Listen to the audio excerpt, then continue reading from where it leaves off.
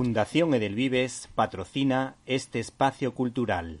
Nuestro invitado de esta semana podría ser Matt el viajero de Fraggle Rock, pues es el autor de 30 guías de viaje, pero en esta ocasión nos muestra su devoción por el cine de terror. Pues Alberto Gil ha escrito un libro junto al brillantísimo ilustrador Fernando Vicente que se titula Cuando nacen los monstruos, mitos del cine de terror, editado por Lumber. ¿Cómo os coordinasteis para preparar este libro? Buenas tardes, en primer lugar. Buenas tardes. Bueno, Fernando y yo habíamos trabajado ya previamente en un libro sobre Nueva York y teníamos ya un rodaje y una buena compenetración con aquel libro, y en este caso no hubo ningún problema. Estuvimos barajando algunos títulos que nos parecían fundamentales para hacer una antología del cine de terror. Tuvimos hubo algún título que se fue, o sea, que salió del listado, y finalmente, bueno, nos quedamos con los 25 que figuran en el libro, que creemos que de cierto modo representan un espectro muy muy amplio, ¿no?, del concepto terror, es decir, los que abarcan desde los mitos clásicos como Drácula o La momia o Frankenstein a películas que algunos no considerarían de terror, pero a nosotros sí nos parecía que podían entrar, y como 1984 o alguna más, ¿no? Entonces, no hubo ningún problema, y la verdad es que trabajamos muy a gusto y muy cómodos los dos. El trabajo del pintor Fernando Vicente me parece extraordinario. Me ha parecido maravillosa, por ejemplo, la sugerente pintura en la que aparece la actriz Mia Farrow con un carrito de bebé a sus pies, o por ejemplo esa otra historia del cine clásico como El extraño caso del Dr. Jekyll y Mr. Hyde. ¿Cómo describirías esa pintura y qué te parece en esta ocasión, en esta película, el gran Spencer Tracy? Yo diría que el trabajo de Fernando Vicente efectivamente es de los mejores que se pueden encontrar a nivel de ilustración en este país. Entonces ha sido un auténtico lujo trabajar con él. Por otra parte, además, ha hecho aborda un campo que yo creo que también es muy atractivo, y es el de las nuevas versiones de los carteles clásicos, es decir, los carteles clásicos de cine de terror. Pues algunos de ellos los conocemos muy bien, y él lo que ha hecho ha sido darles una vuelta y aportar una visión muy personal, pero al mismo tiempo muy muy fiel a las películas, ¿no? A mí en el caso de me preguntas sí, de la película de Spencer Tracy, del Dr. Jekyll, bueno, sobre eso se ha discutido bastante, porque en realidad algunos la consideran una versión un poco floja de la novela de Stevenson. Había otras versiones anteriores. De hecho, nosotros también mencionamos bastante en el capítulo de esta película la versión que hizo Mamoulian, que trabajaba Frederick March, y en la que, digamos, que el doble personaje de Jekyll y Hyde era mucho más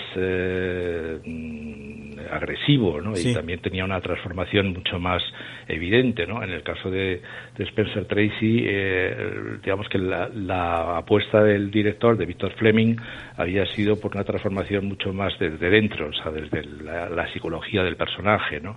Y Spencer Tracy ya tenía un rodaje anterior en películas en las que había hecho de buena persona, y no resultaba así como muy creíble en este doble papel, ¿no? Sí, la verdad que Spencer Tracy creo que llegó a hacer 4 veces de sacerdote, y hay una muy bonita que se llamaba La Forja de unos chavales, que era como lo que conocemos aquí en España como La ciudad de los niños, algo parecido, y la verdad que hacía un papel ahí bastante curioso. Por otra parte, la verdad es que este libro está cargado de frases inquietantes, y me llama la atención cómo estos genios del cine sabían venderse utilizando frases tan inquietantes como «debes convertirte en Caligari». Bueno, yo creo que justamente en esa época empezó a tenerse muy presente la importancia de los carteles que anticipaban las películas, ¿no? Y en este caso, tratándose de películas de terror, tenían que añadir un elemento importante, que era el elemento misterio, ¿no? O sea, ver que de alguna forma esos carteles debían incitar a la gente a ver la película, además con una cierta dosis ya de predisposición, de inquietud, por decirlo de alguna manera, ¿no? Y en este caso estamos hablando de una película que además surge en la Alemania de la posguerra, en una Alemania totalmente devastada por la Primera Guerra Mundial, y en la que había pues una situación de crisis económica y social muy importante. De hecho, la película se estrenó 2 días después de la fundación del partido nazi, ¿no? Con lo cual, pues hay como una especie de correlación entre el momento histórico, entre esa Alemania desangrada y en situación de crisis, y la aparición de la película, ¿no? Y el elemento de que debes convertirte en Caligari, pues entraba hacía mucho, entraba en juego con esa situación crítica, ¿no? En un libro relacionado con el género del terror no podía faltar la figura de Drácula. ¿Tú de quién eres, como decimos aquí en Andalucía? ¿De Christopher Lee, de Bela Lugosi o del español Carlos Villarías? Bueno, yo creo que cada uno aportó su grano de arena y su carácter específico, ¿no? En el caso de Bela Lugosi, nosotros le damos la importancia que tuvo porque fue, en cierto modo, el precursor, ¿no? Y sí, porque tratándose de un personaje que además él era de origen transilvano, es decir, sí, había nacido en aquella región precisamente, sí, pues su manera de hablar, toda su actitud corporal ayudaba mucho, ¿no? a la construcción del personaje, ¿no? En el caso de Christopher Lee, yo creo que también hay una parte indudable, y es la parte ya en la que vamos viendo el lado más cruel de Drácula, con esas representaciones en las que se le ve con la boca llena de sangre, sí, unos colmillos mucho más afilados. Y bueno, yo creo que todos ellos tienen una... Y Carlos Villarías me parece que es un caso muy, muy curioso, porque su Drácula se rodó simultáneamente al de Bela Lugosi, es decir, uno se rodaba por las mañanas, el de Bela Lugosi, y el de Villarías se rodaba por las noches, y se rodaba así porque querían aprovechar todo lo posible los decorados y etcétera, y los escenarios, y al mismo tiempo porque querían hacer una versión de habla hispana, ¿no? Que finalmente fue un poco más atrevida que la versión de Bela Lugosi, ¿no? En la que vemos, en la versión de Villarías vemos a un Drácula más con más carga sexual, ¿no? Sí, sí. Bueno, a mí particularmente, yo cuando vi un trocito de la película y de las fotos de este señor me llamó la atención porque resultaba bastante inquietante el personaje. Yo no creo que este hombre tenga nada que envidiar a los dos grandes que acabamos de mencionar. Pues yo tampoco lo creo, ¿no? Por eso te digo que me parece que cada uno de ellos aportó un elemento al personaje, ¿no? Y finalmente la construcción del personaje de Drácula ha seguido muchos pasos, y ha habido muchos directores y muchos actores que se han involucrado en esa figura, ¿no? Con lo cual la visión que tenemos ahora mismo de Drácula es un poco un compendio de todos ellos, ¿no? Sí, sí. Yo también ahora me estoy acordando un poquito de la versión de Roman Polanski, El baile de los vampiros, que era una comedia, pero realmente cuando uno se acercaba a la película decía... Oye, pues este señor, el Polanski, también ha captado muy bien lo que otros crearon anteriormente. Claro, claro. También está el Nosferatu de Werner Herzog con Klaus Kinski haciendo de vampiro, y también están las versiones ya, pues incluso puras de la de Gary Oldman, o sea, las sagas que se han visto últimamente en televisión, incluso las series de dibujos animados. Quiero decir que al final te das cuenta de que hay un personaje ahí que tiene un potencial enorme, ¿no? Porque ha sido interpretado y reinterpretado en multitud de ocasiones, ¿no? Sí. Y ya que estamos hablando de actores españoles, yo tuve la oportunidad de entrevistar a Polanski, un tipo encantador, educado y muy culto que siempre ha representado al hombre lobo en muchas ocasiones, y creo que desde luego es uno de los iconos de precisamente de este personaje legendario. Sí, es cierto. Lo que pasa es que nosotros en la selección que hemos hecho intentábamos que fueran personajes un poco de carácter universal, ¿no? Sí. Y ahí, bueno, pues nos hemos hemos acotado bastante en cuanto al alcance de las películas. Sí. Hemos tratado de hablar de películas que se han visto en todo el mundo y que han dejado también improntas duraderas y que son ahora mismo pues son iconos universales. Entonces, claro, por eso nosotros abordamos más el Hombre Lobo que dirigió James Whale y con Lon Chaney Jr. como protagonista, ¿no? Sí, sí. Porque además en el reparto también estaba Bela Lugosi, precisamente, ¿no? El reparto del Hombre Lobo, Bela Lugosi hace un papel pequeño, pero muy, yo creo que muy interesante, ¿no? Sí, sí. Bueno, ya que hablas de Lon Chaney, hay que decir que hay una obra muy, muy importante como El fantasma de la ópera, que está basada en el relato de Gaston Leroux y que es una figura totalmente llamativa, un personaje muy importante dentro del cine clásico de terror que desde luego relanzó o fue relanzado de alguna manera por el éxito que supuso la creación del musical de Andrew Lloyd Webber. ¿Qué nos puedes decir del fantasma de la ópera? Pues que es una suma de varios ingredientes, ¿no? El fantasma de la ópera, primero la novela, obviamente, de Gaston Leroux, también el interés de un director, mejor dicho, de un productor, que fue Carl Laemmle, que fue el creador de la Universal, que además fue uno de los primeros que instalaron su compañía de producción en Hollywood, ¿no? O sea, buscando un clima más benigno, alejado de Nueva York, que es donde estaban las grandes productoras, y a Carl Laemmle la historia le interesó mucho, ¿no? También le interesó mucho a Lon Chaney, que yo creo que fue uno de sus grandes personajes, la creación que hizo para El fantasma de la ópera. Y por último hay un elemento también que yo creo que es muy interesante y muy característico de algunas películas de terror, que es un edificio, ¿no? Un edificio que tenía, en este caso era el Palacio Garnier, el Palacio de la Ópera de París, que es un edificio que existe todavía y que además se recrea fielmente en algunas escenas de la película, y que, bueno, pues que jugó un papel importante porque tenía una aureola de malditismo, porque había algunas leyendas que corrían en torno al edificio, a los subsuelos del edificio, a una especie de catacumbas que hay por las que se mueve el personaje del fantasma de la ópera. Y esto me parece un elemento muy habitual también en las películas de terror, la presencia de un edificio maldito, ¿no? O sea, que esto lo vemos luego también justamente en la Semilla del Diablo con el edificio Dakota, que en la novela se llama el edificio Blandford, y lo vemos también en la casa ahí perdida un poco en medio del campo,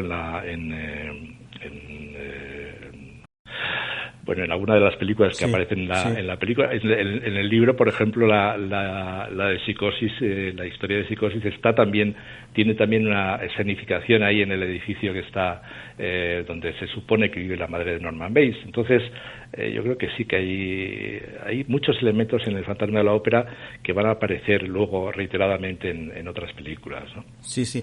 Bueno, hay una curiosidad con respecto a esta película que nos gustaría que nos contaras de cómo este popular actor sorprendió a la actriz protagonista al principio de la historia.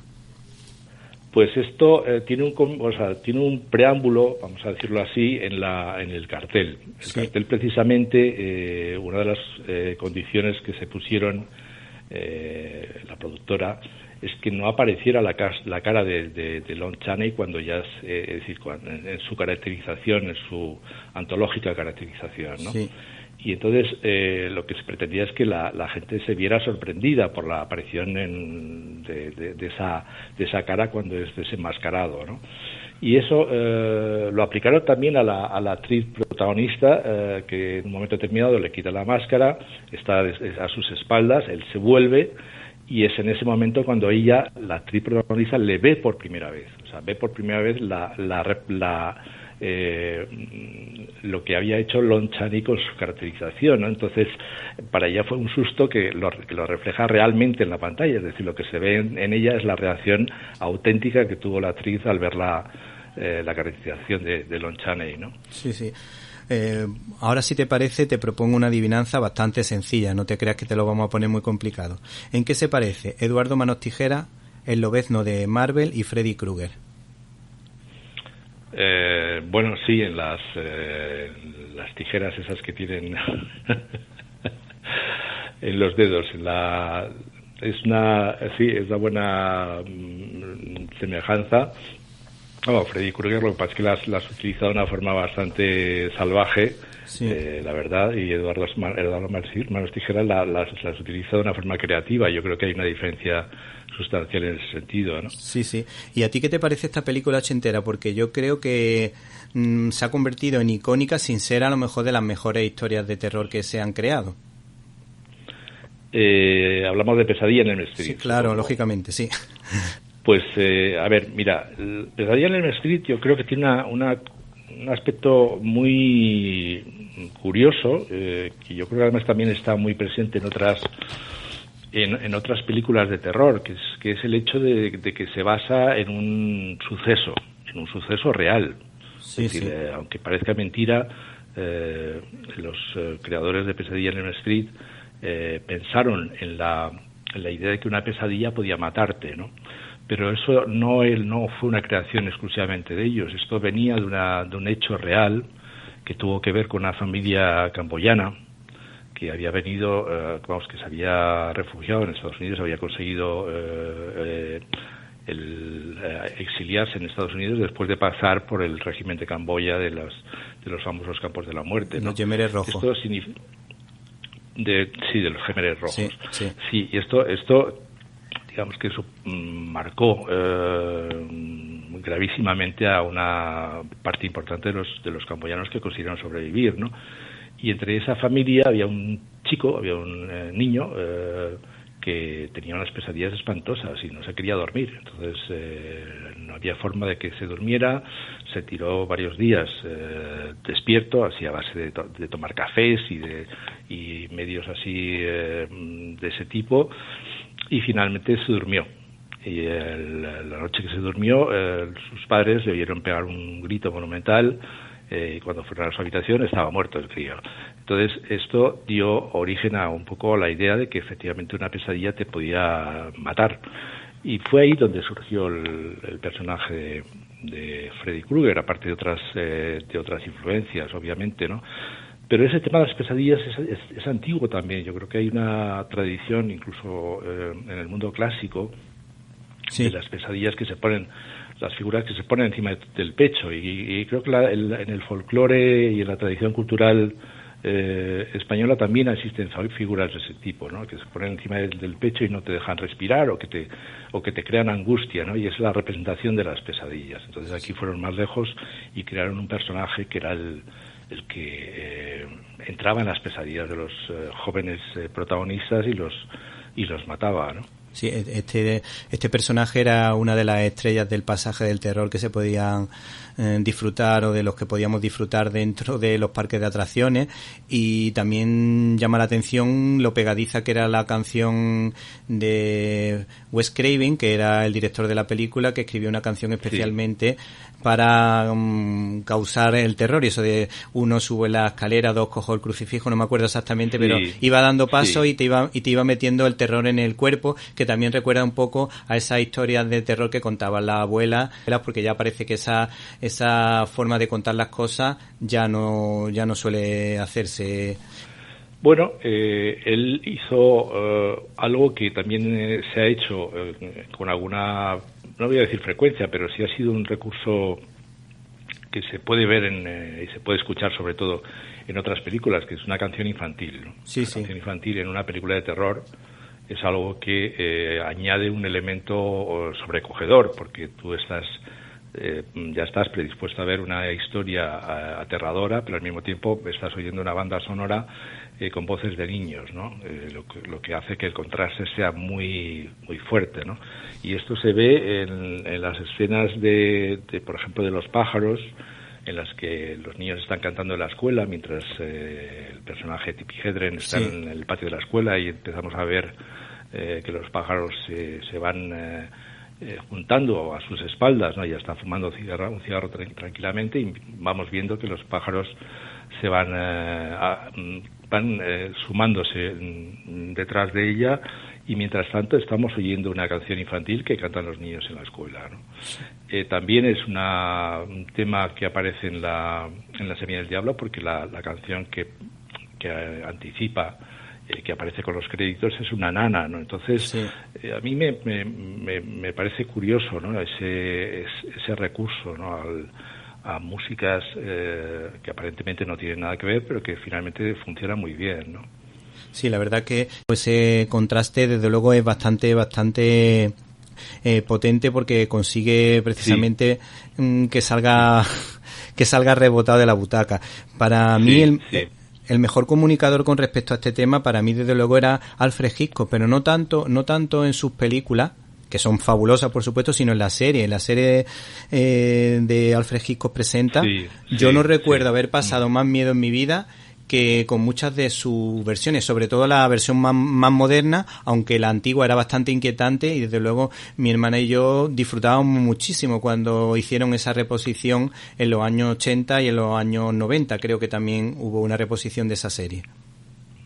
Sí, bueno, Hitchcock era un maestro en el manejo de nuestras emociones, y yo creo que en las dos películas que incluimos en el libro, tanto en Los pájaros como en Psicosis, hay momentos que son realmente angustiosos, se puede decir, ¿no? Porque en Psicosis, aparte de la escena de la ducha, obviamente, pues hay una conversación entre Anthony Perkins y la Janet Leigh, ya que están sentados tranquilamente en el Hotel Bates, en el motel, y están en una habitación rodeados de animales disecados, ¿no?